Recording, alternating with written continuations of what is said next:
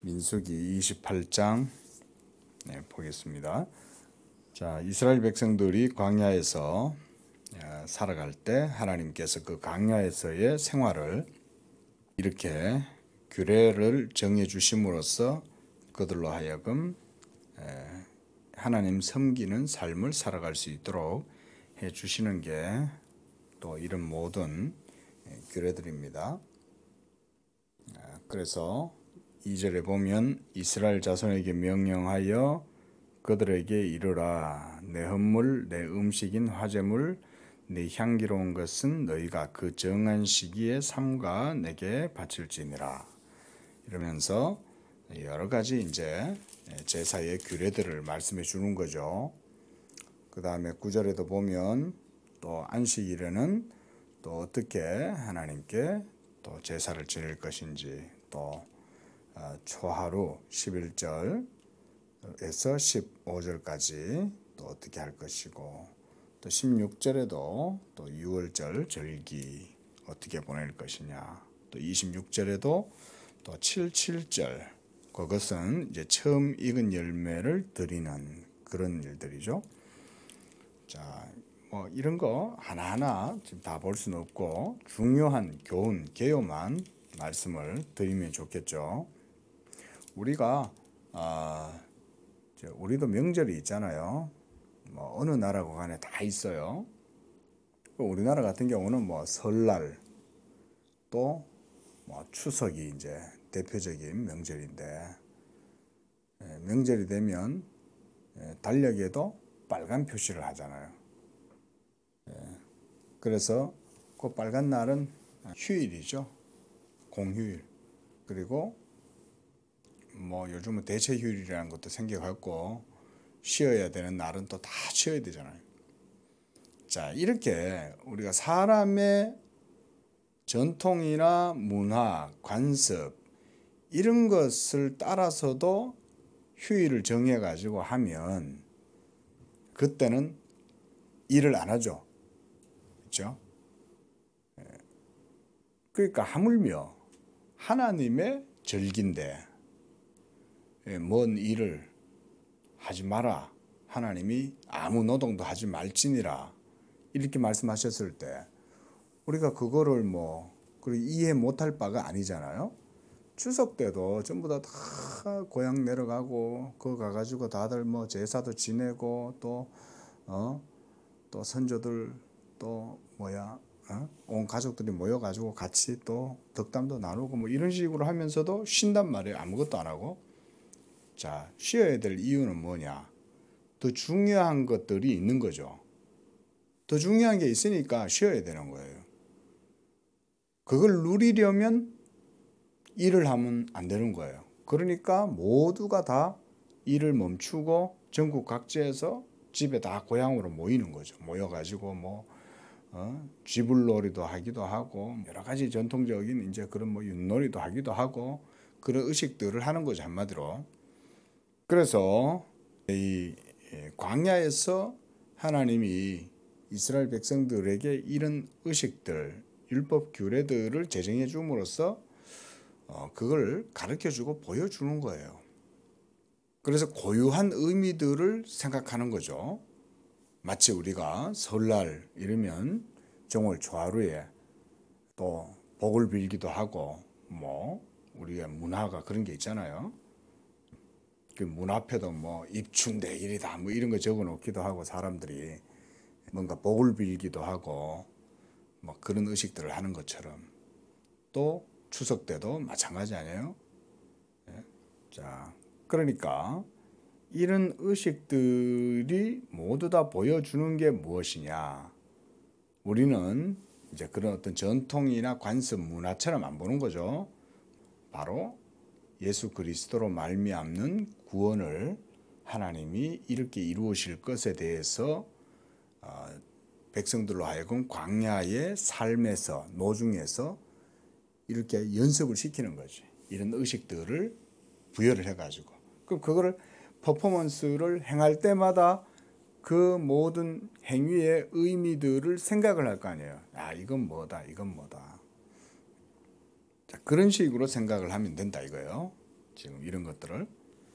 그래서 29장에서도 보면 그 절기를 지키는 문제에 있어서 이제 일곱째 달에 이르러는 그달 초하루 성회, 이게 이제 말하자면 이스라엘의 절기에 있어서는 첫째 해가 되는 거예요. 그러니까 첫 달이죠. 새해 첫 달.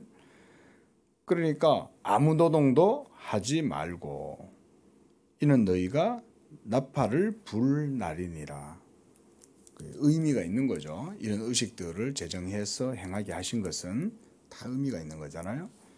우리가 뭐 세례도 성찬도 마찬가지잖아요. 다 의미가 있잖아요. 그 속에 신학적 의미가 다 있단 말이에요. 그리고 그런 신학적 의미가 대충 있는 게 아니에요. 그 성례론 이런 데 들어가면 신학이 아주 깊어요.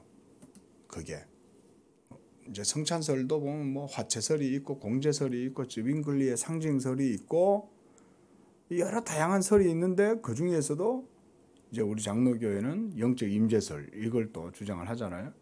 그걸 다 따지는 것도 보면 그거 다 신학적 이해와 결부돼 있어요. 화채설은 그 떡이 또 잔이 그게 질적인 변화가 일어나 가지고 그게 그리스도의 몸이 되는 거다. 이런 사고방식을 가지고 있는 거고. 또 공제설은 그리스도의 성육신 하신 그 몸이 떡 그 자체가 아니지만 또 그 위에 밑에 옆에 거 있다. 함께 있다. 이런 또 신학적 의미를 가진 거예요. 그 왜 그런 식으로 생각하냐? 그건 또 루터의 그 성육신에 대한 그리스도의 몸에 대한 그런 이해에서 그게 기인된 거예요. 다 그런 이유가 있는 거죠. 또 상징설. 그거는 그냥 기념일 뿐이지 실제로 그렇게 되는 건 아니다. 그러다 보니까 이게 또 너무 또 실제가 아니다라고 되니까 이게 또 기념설이 또 문제가 된 거예요. 그러면 왜 행하냐? 이러는 거죠. 그럼 뭐 굳이 그게 빵일 필요가 아니 굳이 그게 포도주일 필요가 있냐? 음료면 되지?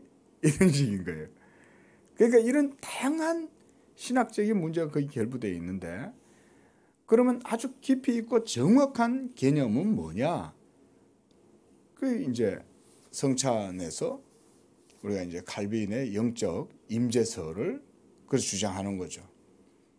그리스도의 몸은 비록 하늘에 있고 하나님 보좌 우편에 계시지만 또한 그 몸의 은혜가 복음의 그 은혜가 이 성찬을 행할 때에 성령을 통해서 우리가 이것을 행하면 그 그리스도의 말씀을 따라서 말씀이 선포되고 그 복음의 말씀을 따라서 이것을 행하면은 이것이 성령으로 말미암아 우리에게 실제적으로 우리가 그리스도의 떡과 잔을 먹고 마시는 것이 된다. 이런 논리로 설명을 하는 거죠, 또. 자, 이런 얘기들이 바로 모두가 다 그 이제 의식들, 규례들이 다 의미가 있다. 그 말인 거예요. 신학적으로. 단순한 논리가 아니에요. 단순한 논리가. 그러니까 그거 이해하는 것도 신학자들은 그런 거를 배우는 거예요. 이제 공부하는 분들은. 자, 우리가 그렇게 보면 하나님께서 이스라엘 백성들에게 이렇게 많은 의식들, 규례, 이런 여러 법들을 제정해 주시고 명하시고 이렇게 하신 이유는 하나님이 명령하는 거잖아요. 그죠? 그래서 너는 백성들에게 명하여 말하여 이러면서 하나님이 계속 그 말씀하잖아요. 그건 다 이제 가르쳐라 이 말인 거죠. 왜 또 독특한 건 뭐냐면 광야에서 이런 거를 배우면서 종교 생활을 하고 영적 생활을 하고 의식과 그 규범을 지키고 이렇게 할 때 중요한 건 하나님이 다 챙겨준다는 거야. 이런 게 우리한테도 뭐 또 중요한 교훈이 되겠죠. 왜냐하면 우리는 먹고 마시고 살아가는 일에 관심이 있잖아요. 하나님이 관심이 있는 것에는 관심 두기보다는 먹고 살아가는 일에 관심을 쓰지만 정작 하나님은 뭐라고 그러시냐. 너희가 하나님 섬기는 일에 집중해서 그런 일들을 힘쓰면 나머지는 내가 다 챙겨준다 이 말인 거지. 그렇잖아요. 맨날 제사 뭐 노동을 하지 말지니라. 지금 여기 보면은 뭐 이제 무교절 이러면 무교절이 한 주일 내도 이루어지면 일 안 하죠. 실제로 우리가 성경에서 이스라엘 백성들의 절기를 지키고 이렇게 하는 날들을 쭉 뽑아보면 1년에 엄청나게 많아요. 그 이스라엘 백성들이 저 멀리에서부터 한 달이 넘도록 예루살렘에 그 대속죄일 날 올라온단 말이에요. 그 한 달의 여정을 오는 동안 일을 못 할 거 아니에요.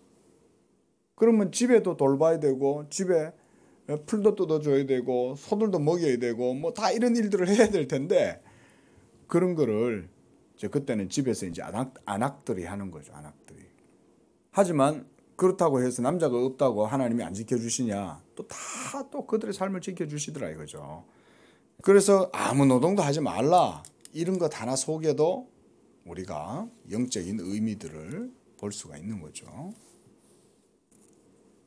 그래서 7절에 일곱째 달 열흘 날에는 너희가 성회로 모일 것이요 너희 심령을 괴롭게 하며 아무 일도 하지 말 것이니라. 심령을 괴롭게 해라 이 말은 하나님 앞에 죄인으로서의 그 이제 죄사함, 한마디로 경건한 슬픔인 거죠. 하나님 앞에 자기를 내려놓고 자기 자신을 부인하고 이런 의미잖아요. 그러니까 이제 자기 심령을 괴롭게 하는 거 아니에요? 그러니까 이제 금식을 하는 거죠. 그래서 아무 일도 하지 말지니라. 자, 이런 교훈들이 저는 우리가 신약적으로 표현을 하면 이렇게 봐요. 하나님의 은혜는 우리가 누리는 거잖아요. 그리고 그 은혜를 누리기 위해서 우리가 해야 할 일이 있어요. 그건 뭐예요? 아무 일도 하지 않는 거예요. 하나님의 은혜를 누리려면 아무 일도 하지 않고 가만히 있는 거예요. 설날에도 그러니까 고향 내려가면 아무 일도 하지 않는 거지. 물론 이제 뭐 며느리들은 전 부치고 뭐 이러느라고 바빠갖고 돌아와 그것 때문에 뭐 이혼하는 일도 많다고 그러는데 그거는 우리 문화인 거고, 그렇죠? 하나님의 백성들은 그런 게 아니었어요. 하나님의 백성들은 하나님의 은혜를 누림에 있어서 방해가 되는 모든 것들은 다 쉬는 거예요. 다. 그래서 우리가 주일날도 일하지 말라는 게 하나님의 은혜를 누리는 데 초점을 맞춰라. 그게 하나님의 뜻이니까. 그래서 구원의 은혜를 누리는 것에 있어서는 해야 할 일은 아무 일도 하지 않는 일이다. 그래서 29장 40절에서도 모세에게 명령하신 모든 일을 이스라엘 자손에게 모세가 말하였다 그랬습니다. 계속 아무 일도 하지 말라는 거죠. 절기를 지킬 때는. 그 모든 게 다 뭘 상징하는 거기 때문에 그리스도 예수의 구속의 은혜를 보여주기 때문에. 우리가 심지어 대통령이 뭐 나를 정해가지고 이렇게 해도 쉬고 뭐 이렇게 하잖아요. 근데 하늘의 하나님이 딱 이렇게 예수 그리스도를 통해서 우리에게 뭔가를 베풀어 준다. 그러면 우리가 그거 받으려면 얼마나 그래요, 그죠? 예? 보면은 옛날에 예를 들어서 대통령한테 무슨 뭐 용감한 시민상을 받는다. 그러면은 그 사람은 대통령 만나는데 뭐 이러고 온갖 이제 전부 다 치장을 해가지고 가가지고는 그것도 가장 좋은 옷 입고 그렇게 해서 갈 거 아니에요? 하나님이 은혜를 하사해 주실 때 그 하사품을 받는다면 우리가 어떻게 해야 되겠냐 이거죠. 너도 같은 옷을 입고 갈 수는 없고 그리고 우리 마음도 오로지 거기에만 다 포인트를 맞춰야 그 대통령에 대한 명예를 돌리는 거죠. 대통령한테. 그렇죠? 그런데 하나님은 어떻게 했냐 이거지. 그런 의미로 봐라 그 얘기입니다. 30장 여호와의 명령이 이러하니라 그러잖아요. 다 이렇게 우리의 신앙은 모두가 다 하나님의 명령에 의해서 이루어지는 거다. 특별히 30장에서는 서원, 맹세, 서약 이런 것에 대한 내용을 얘기를 해주는데 여기에도 법칙이 있어요. 아무나 다 하나님 앞에 서원하고 맹세한다고 해서 그게 받아들여지지는 않는 거죠. 예를 들어서 딸이 서원을 한 거예요. 그러나 5절에 서원을 했을 때는 지켜야죠. 말해놓고 지키지 않으면 죄가 되는 거예요. 이게 왜냐하면 하나님 앞에 말을 했으니까. 그런데 5절에 보니까 그의 아버지가 그것을 듣는 날에 허락하지 아니하면 그의 서원과 결심한 서약이 이루지 못할 것이니 그의 아버지가 허락하지 아니하였은즉 여호와께서 사하시리라. 이렇게. 이게 뭔가 딸이 하나님 앞에 어떤 마음이 일어나 가지고 서원을 했다 이거죠. 그랬을 때 그 아버지가 그걸 들었어. 아버지, 내가 하나님께 이렇게 서원했어요. 너 나한테 말도 안 하고 네 마음대로 그걸 정해가지고 그렇게 하겠다고? 안 돼! 라고 말했을 때 그 딸이 하나님 앞에 내뱉은 그 말은 무효가 된다 이 말인 거지. 그 다음 6절에 남편을 맞을 때에 서원이나 결심한 서약을 경솔하게 그의 입술로 말했으면 그 경솔하게 뱉은 건 해야 되는 거지. 그러나 그 남편이 그걸 들었을 때에 8절에 그의 남편이 허락하지 않으면 서원과 결심이 하나님 앞에서 무효가 될 것이다. 그리고 그 여자의 함부로 말한 서원한 그것에 대해서 행하지 못함으로 말미암는 죄책은 하나님이 사해 주신다. 그러니까 그의 서원보다 더 높은 질서에 의해서 그것이 없어지는 거잖아요. 그 다음 9절에서 이제 12절에 과부나 이혼당한 여자의 서원이나 그가 결심한 모든 서약은 지킬 것이다. 부녀가 혹시 그의 남편의 집에서 서원을 하였다든지 결심하고 서약했다 하자. 그의 남편이 그것을 듣고 아무 말도 없고 금하지 않으면 서원은 다 이행할 것이고 그가 결심한 서약은 다 지킬 것이니라. 그러나 남편이 그것을 듣는 날에 무효하게 하면 그 서원과 결심한 일에 대해 입술로 말한 것을 아무것도 이루지 못하나니 남편이 무효하게 했은즉 여호와께서 사하시리라. 이렇게 되는 거죠.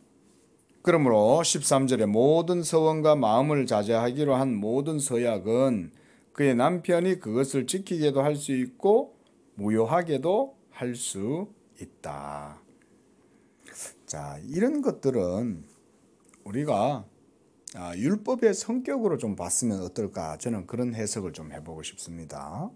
예를 들어서 사도 바울이 그 율법에 대해서 얘기를 하잖아요, 그렇죠?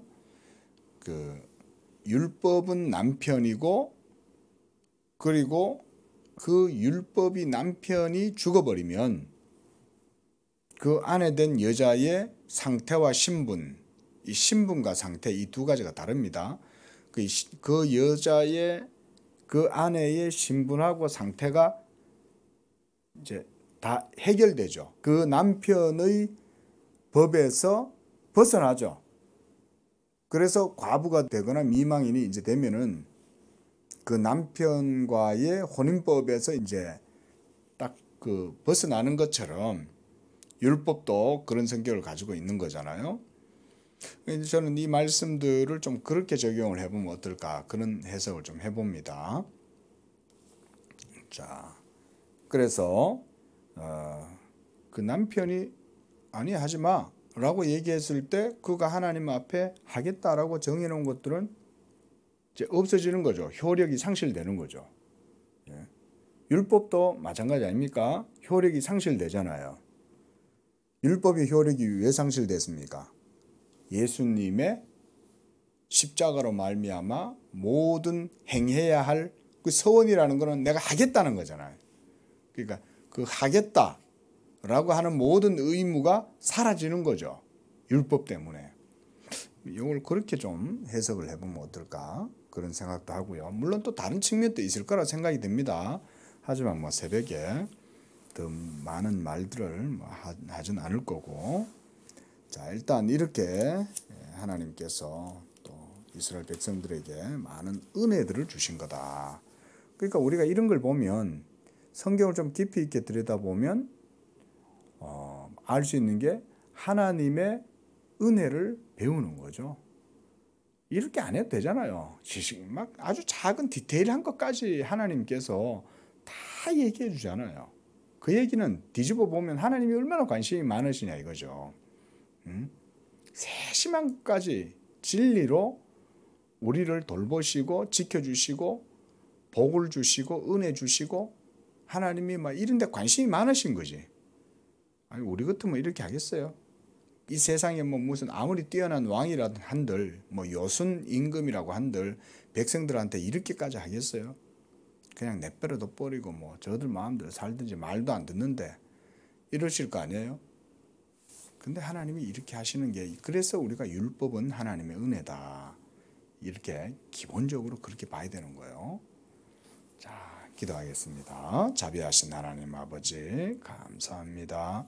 오늘도 이 아침에 하나님 섬기게 하시고 무엇보다 우리 성도들 하나님을 섬기며 나아갈 때 주께서 우리 성도들에게 평안을 주시고 안식을 주시고 또 위로를 주시고 마음의 기쁨을 주셔서 하나님의 은혜를 누릴 수 있는 그런 안식의 믿음을 주시옵소서. 그리스도 예수로 말미암아 이 구원의 은혜를 누리게 하시고 그래서 그 안에서 하나님의 진리를 배워가고 하나님과 동행하고 하나님께 영광을 돌리고 삶 가운데 기쁨과 또 여러 가지 복들이 임하는 그런 영적인 삶이 되도록 축복하여 주시옵소서.